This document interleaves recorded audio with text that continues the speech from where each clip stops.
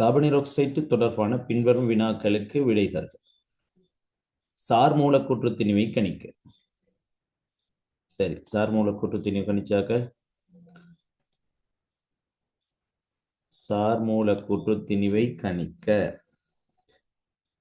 Sir மூலக்கூற்று திணிவு கணிப்பதற்காகத்தான் பிரக்கட்டுக்குள்ள carbon 12 oxygen 16 என்ற விடயங்கள் தந்திருக்காங்க. சரி, ஷம்லா, சமீஹா, ரிஃப்கியா, அனிகா. சரி, இதுவரைக்கும் வந்த விடைகள் எல்லாம் சரி. சார் மூலக்கூற்று திணிவு நாங்க பார்ப்போம். சார் மூலக்கூற்று திணிவு இந்த நீங்க அடிக்கடி பேப்பர் செய்யறாக்களா இருந்தால் இந்த விடையெல்லாம் உங்களுக்கு சும்மா செய்யாமையே ஞாபகம் நிற்கக்கூடிய மாதிரி இருக்கணும். இந்த கார்பனீராக்சைடு எல்லாம் அடிக்கடி வாரது. சரி, அப்ப முதலாவது பார்ப்போம். சார் மூலக்கூற்று திணிவை காண்க இருக்கு. சார் மூலக்கூற்று திணிவு CO2 தானே. அப்ப முதல்ல பார்ப்போம் நாங்க கார்பனுக்கு 12. கார்பனுக்கு 12 யார் அனுப்பியிருக்கு? ஷாமா. சரி, கார்பனுக்கு 12. இப்ப அடுத்து வேறொரு மூலகம் வந்தால் அங்கே சக போடணும். கார்பன் 12 பக்கத்துல வேறொரு மூலகம் வந்தால் அங்கே நாங்க சக போடணும். ஒட்சிசனுக்கு 16. ஒட்சிசன்கள் 2 இருப்பதனால அதை நாங்க 2ஆல பெருக்கணும். சரியா?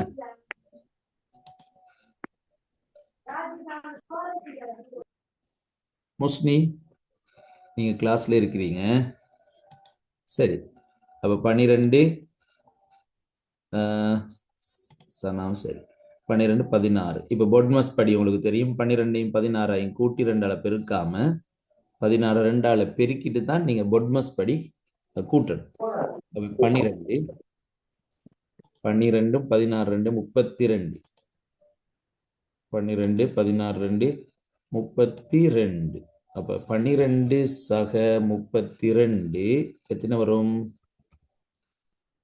12 சக 32 சமன் 44. இதுதான் சார் மூலக்கூற்று திணிவு 44. சரி, இப்ப அடுத்த கேள்வி வந்திருக்கு. மூலர் திணிவு. மூலர் திணிவு ஒரு மூலில் காணப்படும் திணிவு. அதாவது சார் மூலக்கூற்று திணிவுக்கும் மூலர் திணிவுக்கும் இடையில பெரிய வித்தியாசம் இல்லை. அங்க பெருமானம் ஒன்றாத்தான் இருக்கும். ஆனால் இதுல சார் அதாவது ஒப்பிட்டு வாரதுனால மூலர் திணிவுக்கு அலகு உண்டு, சார் மூலக்கூற்று திணிவுக்கு அலகு இல்லாமல் வரும். சரியா? இப்ப சார் மூலக்கூற்று திணிவுக்கு அலகு இருக்கு. சார் மூலக்கூற்று திணிவு அலகுடன் வரும். மூலர் திணிவுக்கு அந்த அலகு இல்லை. சரி, மூலர் திணிவுக்கு அலகு இருக்கும். சார் மூலக்கூற்று திணிவுக்கு அல்லது சார் அணு திணிவுக்கு அலகு காணப்படாது. ஆகவே மூலர் திணிவும் பெருமானம் 44 தான். ஆனால் அதுல விடையில அலகு வரும். ஆகவே மூலர் திணிவின் அலகு கிராம் மோல் -1. சரியா? 44 கிராம் மோல் -1. இதன் 88 கிராமில் உள்ள மூல் அளவை காண்க. சரி, மூல் அளவை காண்க. மிகவும் இலகுவானது. மூல் அளவு. மூலுக்கான சமன்பாடு என்ன? சொல்லுங்க பாப்போம். Very good. திணிவின் கீழ் மூலர் திணிவு. எம்மின் கீழ் எம். அப்ப திணிவு எங்களுக்கு தரப்பட்டிருக்கு 88 கிராம். மூலர் திணிவு 44. அப்ப 88 44ஆல பிரிச்சால் 2 மூல். சரியா? 2 மூல் விடையாக வரும். அடுத்தது CO2வின் லூயிஸ் கட்டமைப்பு. அப்ப நாங்க இதுல பல கேள்விகள் செஞ்சிட்டோம். CO2வின் லூயிஸ் கட்டமைப்பு. அப்ப லூயிஸ் கட்டமைப்புகள் வரைகிறதுக்கு எங்களுக்கு தேவையான விஷயம் என்னன்னு சொன்னால் கார்பன் ஆக்சிஜன் என்பவற்றை இறுதி ஓட்டுல எத்தனை இலத்திரன் இருக்கு. அப்ப கார்பன் இறுதி ஓட்டுல எத்தின, ஆக்சிஜன் இறுதி ஓட்டுல எத்தினு தெரிஞ்சிருக்கணும். இதை தெரிஞ்சா நீங்க எந்த மூலகங்களுக்கும் லூயிஸ் கட்டமைப்பு வரையலாம். அப்ப கார்பனுக்கு 4ஆம் கூட்டம் 6 அணு எண், ஆகவே 2,4. ஆக்சிஜன் 6ஆம் கூட்டம் 8 அணு எண், ஆகவே 2,6. ஆக்சிஜனின் இறுதி ஓட்டுல 6 இருக்கு. கார்பனின் இறுதி ஓட்டுல 4 இருக்கு.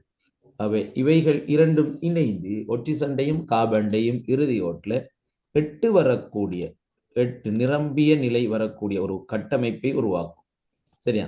நிரம்பிய கட்டமைப்பை உருவாக்கும். அதை நாங்கள் லூயிஸ் கட்டமைப்பு ஒன்று எடுப்போம். சரி, இது எத்தனையாம் பாடத்தில் வரும் சொல்லுங்க பாப்போம். லூயிஸ் கட்டமைப்பு ஒரு அட்டவணையே இருக்கு. 10ஆம் பாடம். 10ஆம் பாடம். சரி, அப்ப CO2 லூயிஸ் கட்டமைப்பு பாஸ் பேப்பர்லையும் இருப்பதனால உங்களுக்கு எல்லாருக்கும் எழுதி பழக்கம். சரி, அப்ப நாங்கள் அந்த அட்டவணையை பார்ப்போம்.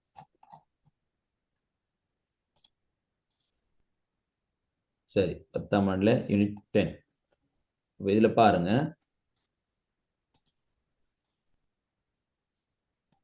சரி இந்த இருக்கு, இப்படி வருகுதுன்னு பார்த்துப்போம்.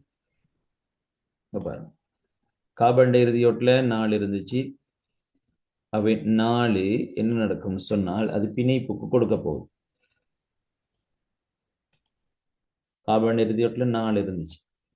எப்படி வச்சுக்கணும்னா ஃபர்ஸ்ட்டுக்கு எப்படி ஆரம்பத்தில் இருந்துச்சுன்னு பார்ப்போம். 4 இங்கேயும் 4. ஒட்சிசன்ல 6 இருந்துச்சு இறுதியோட்டில். ஆரம்பத்தில் 6 இருந்துச்சு. இந்த கோடு வரும் போது இப்படித்தான் இருந்தது. இப்ப என்ன நடக்கும்டால் கார்பன் தனது இறுதியோட்டில் உள்ள ஒரு இலத்திரன் அங்க கொடுக்கும். ஒட்சிசனும் ஒரு இலத்திரன் இந்த பிணைப்பு கொடுக்கும். இப்ப ஒவ்வொன்று குறைஞ்சிட்டு. இப்ப எண்ணி பார்த்தா 2 4 6 7 தான் ஒட்சிசனை சுத்தி வரும். திரும்ப இந்த கார்பன் இங்கால ஒன்று கொடுக்கும். இந்த ஒட்சிசனும் தனதில் உள்ள இங்க பிணைப்பு கொண்டு கொடுக்கும். இப்போ ஒட்சிசன் ஒவ்வொன்று குறைஞ்சிட்டு கார்பன்டையும் 2 குறைஞ்சிட்டு. திரும்ப அதேபடியாக கார்பனும் இங்க இருந்து பிணைப்பு கொண்ட கொடுக்க ஒட்சிசன் இந்த நிரும்ப ஒன்றை கொடுக்கும். கார்பன் இங்கால பக்கமும் ஒன்றை கொடுக்க ஒட்சிசனும் இங்கால ஒன்றை கொடுக்கும். இப்போ ஒட்சிசனும் 2 இலத்திரன்களை பிணைப்பு கொடுத்துட்டு கார்பன் 2 ஒட்சிசனுக்கும் 2 2களை கொடுத்துட்டு. சரியா? ஆகவே இறுதியோடு ஒட்சிசன்லையும் இப்ப 8 ஆகிட்டு கார்பன்லையும் 8 ஆகிட்டு. அவற்றை தங்களுக்கு இடையில பொதுவாக பகிர்ந்து வைத்துக் கொள்ளும். சரியா? நீங்க இந்த கட்டமைப்பு பாருங்க, இதுல உங்களுக்கு விளங்கும். இந்த தர போட்டது, இந்த cross தர போட்டது நாங்க கார்பன் எடுத்தால் டொட் உள்ளது ஒட்சிசன். அப்ப இரண்டும் ஒவ்வொன்றை கொடுக்குது. முதல்ல ஒரு பிணைப்பு, திரும்ப கார்பன் ஒன்று ஒட்சிசன் ஒன்று கொடுக்குது. திரும்ப இங்கால பக்கம் கார்பன் ஒன்றும் ஒட்சிசன் ஒன்றும் கிடைக்குது. இங்கால கார்பன் ஒன்றும் ஒட்சிசன் ஒவ்வொரு இலத்திரன்களை பங்கிட்டுக் கொள்ளுது. 2 இலத்திரன்கள், அதாவது பிணைப்பு சோடி, 2 இலத்திரன்கள் சேர்ந்து நாங்க ஒரு கோடு வரைவோம். சரியா? அப்ப 2 இலத்திரனுக்கு பதிலாக ஒரு கோடு, திரும்ப அடுத்து 2 இலத்திரன்களுக்கும் பதிலாக ஒரு கோடு. அப்ப அந்த பிணைப்பு, இந்த கோடுக்கு சொல்ற பிணைப்பு. ஆகவே மொத்தமாக 4 பிணைப்புகளை கொண்டிருக்கும். அவை கார்பனின் இறுதி ஓட்டில் 8 இலத்திரன்கள், ஒட்சிசன் இறுதி ஓட்டிலையும் 8 இலத்திரன்கள் வரும். ஆகவே CO2வின் லூயிஸ் கட்டமைப்பு இதுதான். சரியா? இறுதியோட்டில் 8 இலத்திரன்கள் வரும்படியாக நாங்க பங்கீடு செய்யணும். சரி, அப்ப அடுத்த கேள்விக்கு நான் போவோம். அடுத்த கேள்வி, ABCD என்னும் சேர்வைகளின் பின்வரும் இயல்புகளை கருதவும். சரி, இது அமில மூலம் பாடம். அதாவது அமிலம் என்றால் நீர்க்கரைசல் நிலையில் H+ அயன்களை விடுவிட்டால் அமிலம், OH- அயன்களை விடுவிட்டால் மூலம். இதுதான் மூலத்தை நாங்கள் இனங்காண்பது. H+ வெளிவிட்டால் அமிலம், OH- வெளிவிட்டால் மூலம். அது முற்றாக அயனாக்கம் அடைந்தால் வண்ணமிலம், பகுதி அளவில் அயனாக்கம் அடைந்தால் மென்னமிலம். மூலத்துக்கு அப்படித்தான். முற்றாக அயனாக்கம் அடைந்தால் வன் மூலம், பகுதி அளவில் அயனாக்கம் அடைந்தால் மென் மூலம். சரி, இப்ப இதுல நாங்க பார்க்கணும் அமிலம் எது மூலம் எது நாங்க பார்க்க போறோம். கண்டுபிடிச்சாக்கலாம், அனுப்புங்களே. சரி, இப்போ ஆரம்பத்துல உள்ளது H+ உள்ள ரெண்டுமே அமிலம். இந்த AC அமிலம். ஆகவே BD மூலம். இதுல தரப்பட்டிருந்த அடிப்படையில AC அமிலம், BD மூலம். அது எப்படி கண்டுபிடிச்சோம்? H+ OH-. H+ OH- அடிப்படையாக கொண்டு அமிலம் எது மூலம் எதுன்னு கண்டுபிடிச்சோம். ஆகவே HAC அமிலம், BD மூலம். சரி, இப்ப நாங்க அடுத்தது பார்க்க போறோம் என்று சொன்னால், சேர்வை மூலக்கூறு கரைசலில் காணப்படவில்லை அப்படின்னா ஆரம்பத்தில் இருந்தது, திரும்ப கரைஞ்ச பிறகு இல்லை என்று சொன்னால் இந்த சேர்வை மூலக்கூறு கரைசலில் காணப்படவில்லை. இப்ப சவர்க்கார கட்டி ஒன்று நாங்க தண்ணியில கரைக்கிறோம்னால், சவர்க்காரம் கரைந்த பிறகு ஆரம்பத்திலிருந்து சவர்க்கார கட்டி எதுவுமே இல்லை என்று சொன்னால், சரியா, அதுதான் இந்த விஷயம். சேர்வை மூலக்கூறு கரைசலில் காணப்படவில்லை, ஆரம்பத்தில் உள்ள சவர்க்கார கட்டி இப்ப கரைஞ்ச பிறகு ஒரு துண்டு கூட இல்லை அப்படின்னா அந்த வன் மூலம் வன் அமிலம்ன்றதுக்கான மிக இலகுவான ஒரு ஐடியா. ஆரம்பத்தில் இருந்த துண்டு இல்லை, இப்ப எல்லாம் கரைஞ்சிட்டு முற்றாக அயனாக்கம் அடைந்தது என்பதுக்கு ஒரு எடுத்துக்காட்டாக எடுக்கலாம். அதாவது சீனியை கரைக்கிறோம், கரைஞ்ச சீனியும் இருக்கு கரையாத சீனியும் இருக்குன்னு சொன்னால் அது மென் என்ற அடிப்படைக்கு வரும். சீனி ஃபுல்லாக கரைந்து போய்த்து, அப்ப ஆரம்பத்தில் இருந்த சீனி இல்லை, இப்ப கரைஞ்ச சீனி கரைசல் மட்டும்தான் இருக்குன்றால் வன் என்ற அடிப்படையில வரும். அப்ப சேர்வை மூலக்கூறு கரைசலில் காணப்படவில்லை என்று வந்தால் இது வன் அமிலம். சரியா, அதே போல சேர்வை மூலக்கூறு கரைசலில் காணப்படவில்லை, அப்ப இரண்டாவது உள்ளதும் வன் மூலம். இது வன் அமிலம், இது வன் மூலம்.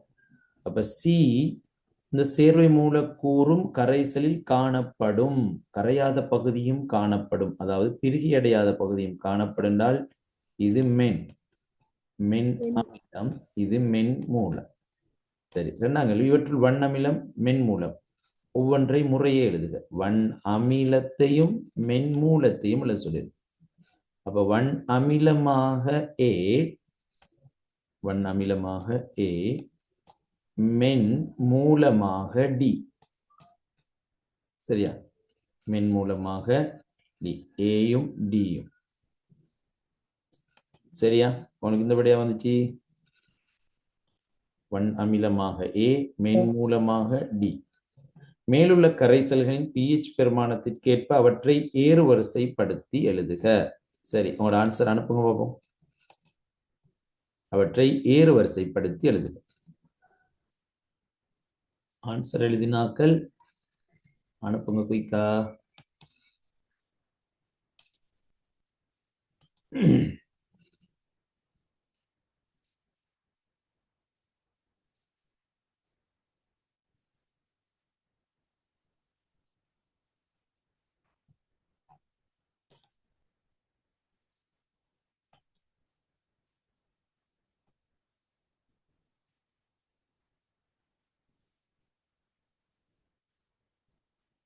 ACBDன்னு ஒரு விட, CADBன்னு ஒரு விட, CDBன்னு ஒரு விட. 3 பேர் அனுப்பியிருக்கீங்க, 3 பேரையும் விட வித்தியாசமா இருக்கு. எல்லாரும் அனுப்புவோம். BDACன்னு ஒரு விட, ACDBன்னு ஒரு விட. என்ன நடக்குது? ஒருத்தர் விட pH பெருமானம் அதிகரிக்கிற ஒழுங்குல அனுப்புங்க. அதிகரிக்கிறது என்று சொன்னால் என்ன? குறைந்தத்திலிருந்து கூடியதுக்கு அனுப்பணும். CADB இல்லையே. ராகவி, சமீகா, அம்னா, ரிஃப்கியா, அனிகா, நஃப்லான். சரி, அடுத்தாக்கள் ஷம்லா, நஸ்ரின் பானு. சரி, இப்ப ஏகப்பட்ட விடைகள் வந்துச்சு. சரியா, இப்ப நீங்க இதுல பார்க்கணும் என்னது? எதுக்கு pH பெருமானம் அதிகம். அப்ப pH பெருமானம் என்பது நீங்க படிச்சிருக்கீங்க, சைஃபர்ல இருந்து 14 வரை இருக்கு. அப்ப வன் அமிலம் தான் மிக குறைந்தது, அதாவது சைஃபர் ஆரம்பத்தில் இருக்கும். அப்ப இதை நாங்க சைஃபர்னு எடுப்போம், வன் அமிலம் 0. இதுல வன்மூலம் தான் மிகவும் கூடியது, அதை நாங்க 14 எடுப்போம். சரியா, வன்மூலம் மிகவும் கூடியது 14. இப்ப மென் அமிலம், இந்த மூணாவதுல மென் அமிலம் 7ஐ விட குறைந்ததா இருக்கும். அப்ப அதை நாங்க 6 எடுப்போம். இதுல அடுத்தது இருக்கு நீர்க்கரைசல் டி, மென் மூலம் 7க்கு அடுத்ததாக இருக்கும். அப்ப நாங்க 8 எடுப்போம். சரியா விளைச்சா? அப்ப நிறைய விடைகள் வந்திருக்கு. இப்ப பாருங்க பார்ப்போம். வன் அமிலம் என்பது 0 எடுத்து, வன் மூலம் என்பது 14 எடுத்து, மென் அமிலம் என்பது 7க்கு குறைந்ததாக 6 எடுத்து, மென் மூலம் என்பது 7ஐ விட கூடியதா 8 எடுப்போம். ஏனென்றால் 7 ஒரு நடுநிலை. ஆகவே ஏறுவரிசைப்படுத்துகின்ற குறைந்தத்திலிருந்து கூடுது. அப்ப ஏ சி டி பி இதுதான் விடை. AC DB. இப்போ வித்தியாசமான விடைய அனுப்பினாக்க கொஞ்சம் பாருங்க உங்களோட விடைய ஏன் பிழையாயிடுச்சுன்னு சொல்லி எந்த விடையுமே எழுதாதாக்களும் பாருங்க.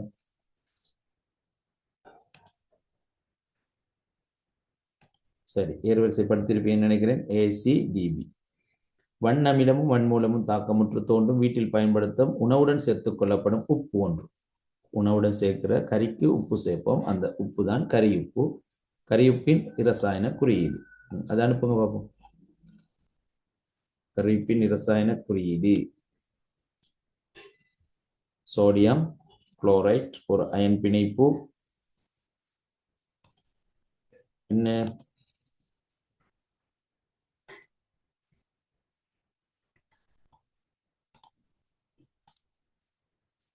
சரி, சோடியம் குளோரைட் NaCl. NaCl. சரி, இந்த NaCl கூட அனுப்பாதாக்கள் இருக்கீங்க. ஆகிஃப், ஃபஹத்,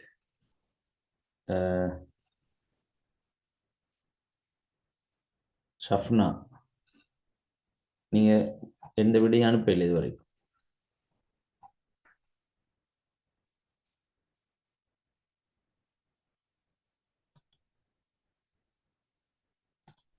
சரி, அப்ப நாங்க அடுத்த கேள்விக்கு போவோம். சந்தேகம் இல்லை இதுல. அடுத்த கேள்வி, உருவில் வீட்டுவின் சுற்றின் ஒரு பகுதி தரப்பட்டுள்ளது. இப்ப இது 2 வருடங்களாக பெரும்பாலும் கேள்வி வரவில்லை. சரியா? உங்களுக்கு வரக்கூடிய வாய்ப்பு இருக்கு. அப்ப வீட்டுவின் சுற்று நன்றாக நீங்க அவதானிச்சு கொள்ளுங்க. 2 வருடங்களாக வரவில்லை. சரியா? இப்ப இது 11ஆம் ஆண்டு பார்ட் 2ல 11ஆம் ஆண்டு பார்ட் 2ல தான் இருக்கு. சரி, 11ஆம் ஆண்டு பார்ட் 2ல உள்ளது பாடம். நாங்க பார்ப்போம். 12.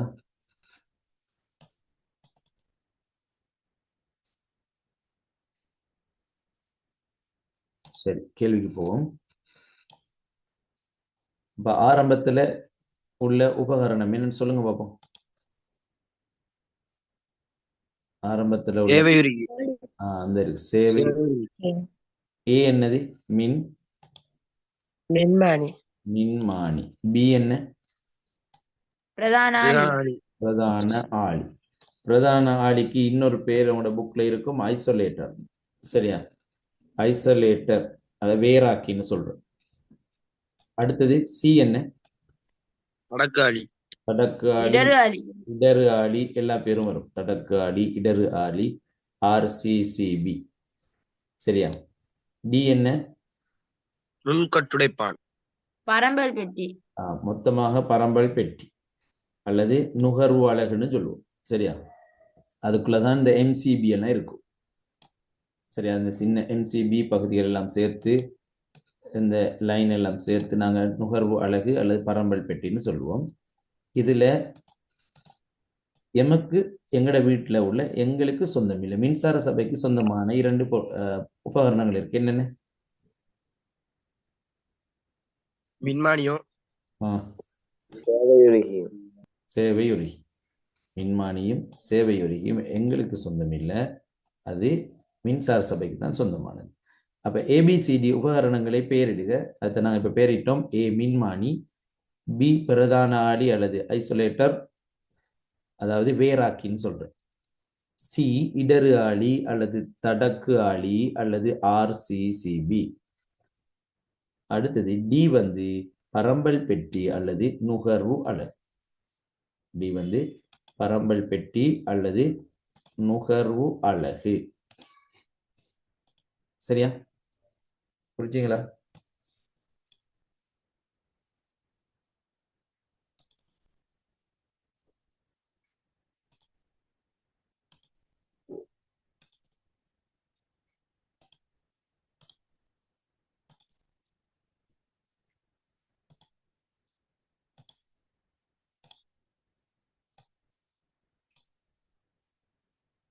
சரி, குறிச்சா நாங்கள் அடுத்த கேள்விக்கு போவோம்.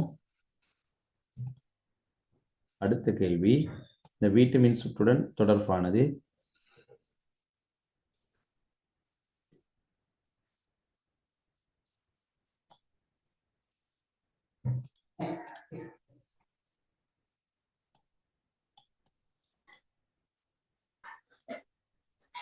சிடியின் மூலம் ஆற்றப்படும் தொழில் ஒன்று வீதம் தருக. சிடி, சி என்ன, டி என்ன? சி பிரதான ஆளி, டி தடக்காளி. பிரதான ஆளி. சி வந்து இடரு ஆளி, டி வந்து பரம்பல் பெட்டி. சரி, சி மூலம் மாற்றப்படும் தொழில், அதாவது இரண்டு விஷயம் அங்க பேணப்படுது. ஒன்று மின் அதிர்ச்சி, அடுத்த மின் கசிவு. மின் அதிர்ச்சி, மின் கசிவு. அதாவது மின் அதிர்ச்சின்னா எங்களுக்கு, மனிதர்களுக்கு கரண்ட் படுறது விஷயத்தை தான் மின் அதிர்ச்சின்னு சொல்றது. சரியா? அப்ப வீட்டில் உள்ள நபர்கள் மின் தாக்குதலுக்கு உட்படுவதிலிருந்து பாதுகாத்தல். சீர தொழில் என்ன?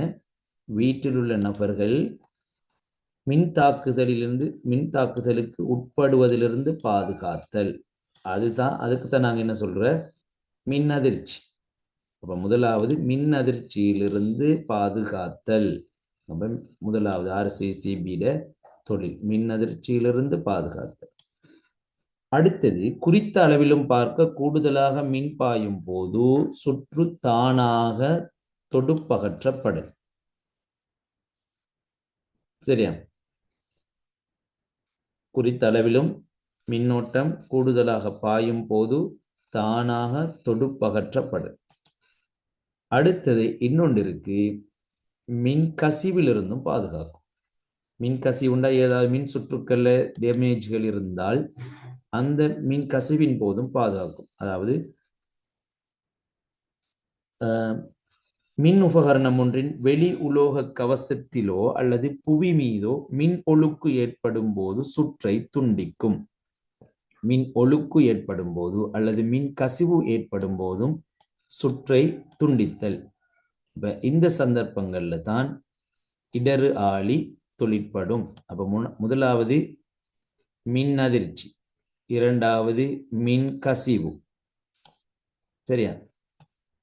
முதலாவது மின் அதிர்ச்சி, இரண்டாவது மின் கசிவு அல்லது மின் ஒழுக்கு. சரியா? மின் ஒழுக்குன்னு சொல்லலாம், மின் ஒழுக்கு ஏற்படும் போது. மூன்றாவது, குறித்த அளவிலும் கூடுதலான மின்னோட்டம் பாயும் போதும் சுற்றை துண்டிக்கும். குறித்த அளவிலும் பார்க்க கூடுதலாக மின் பாயும் போதும் இடரு ஆளி தொழிற்படுவதன் மூலம் சுற்றை துண்டிக்கும். இது மூணும்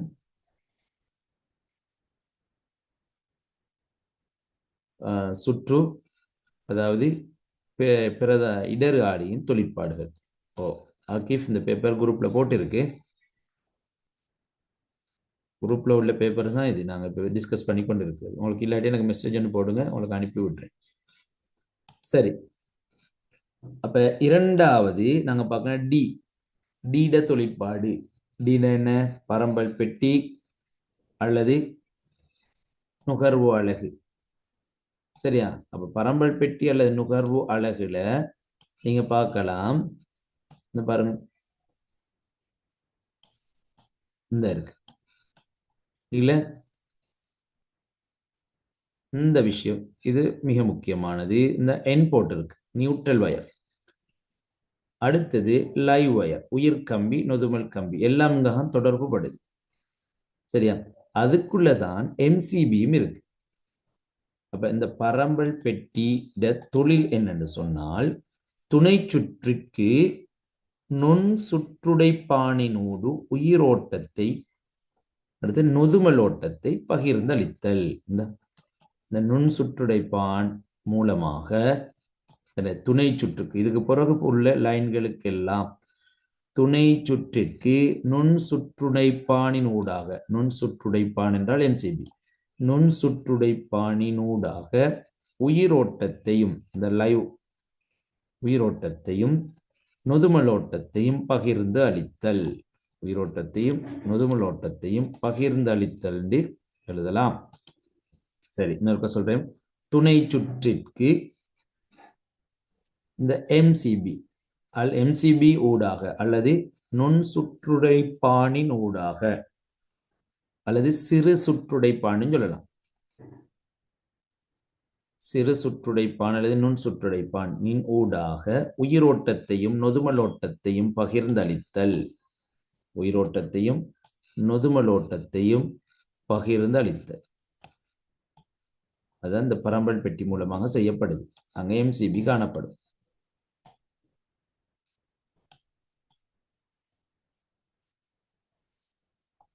இந்த எம்சிபி மின்னதிர்ச்சி ஏற்படும் போது தொழிற்படுவதில்லை. சரி, அதுக்கு இடறு ஆளி மட்டும்தான் தொழிற்படும். மேலதிக ஓட்டம் செல்லும் போது மட்டும்தான் எம்சிபி தொழிற்படும். அதை தெரிஞ்சு வச்சுக்கொள்ளும். சரி, இப்ப நாங்கள் அடுத்த கேள்விக்கு போவோம். அடுத்த கேள்வி, குறிப்பிட்ட நாளொன்று வீட்டில் பயன்படுத்தப்பட்ட சில மின் உபகரணங்களும் அவை பயன்படுத்தப்பட்ட நேரமும் தரப்பட்டுள்ளது. மின் அடுப்பினை பயன்படுத்தும் போது விரயமான மொத்த மின்சக்தியின் அளவை யூலில் கணிக்க.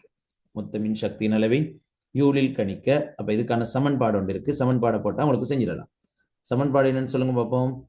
வலு இருக்கு. வலு என்பது பி குறியீடு. நிமிடம் இருக்கு. நேரம் டி. மின்சக்தியின் அளவை கேட்டு இருக்கு. ஆகவே இ. அவை இபிடி மூன்றும் சம்பந்தப்பட்ட சமன்பாடு என்ன?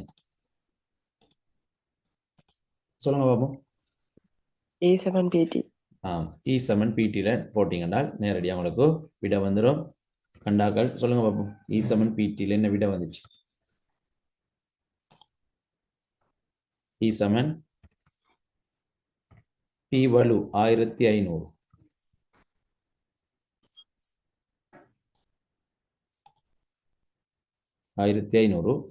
டி நேரம்.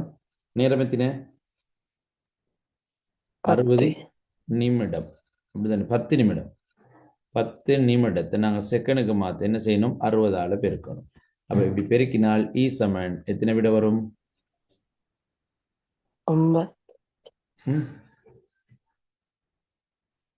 எத்தனை வரும்? 15 90.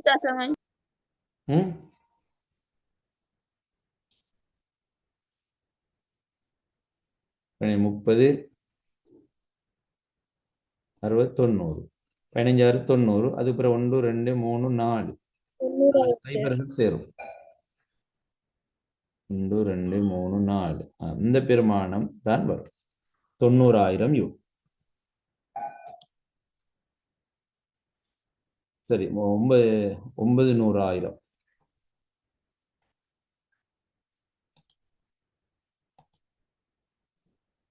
900,000 யூல் அல்லது 9 தர 900,000 யூல் அல்லது எங்களுக்கு எப்படி செய்யலாம்?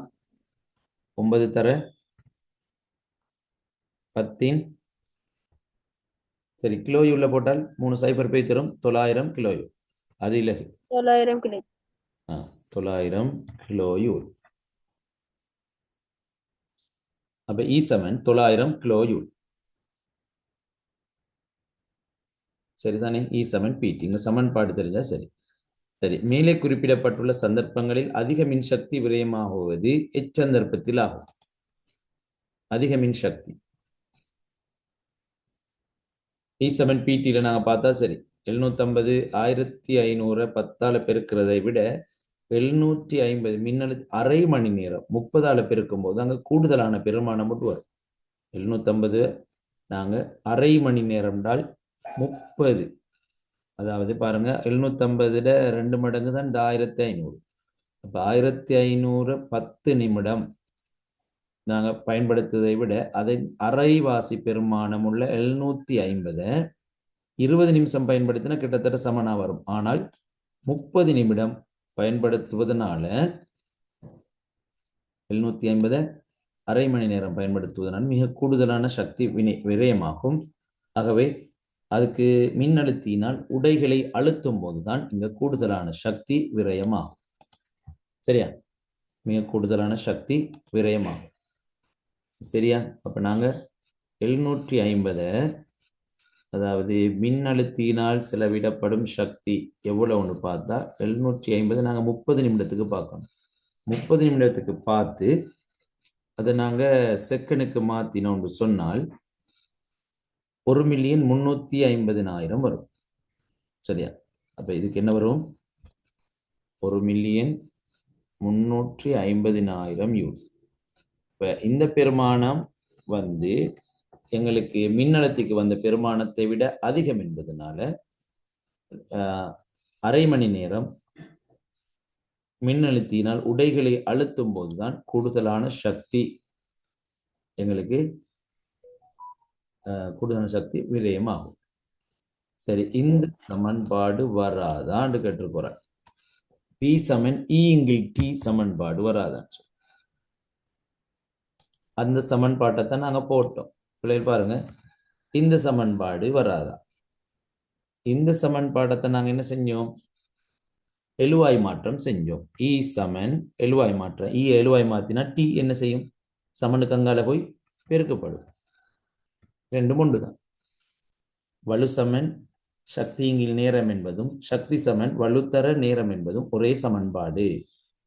சரியா?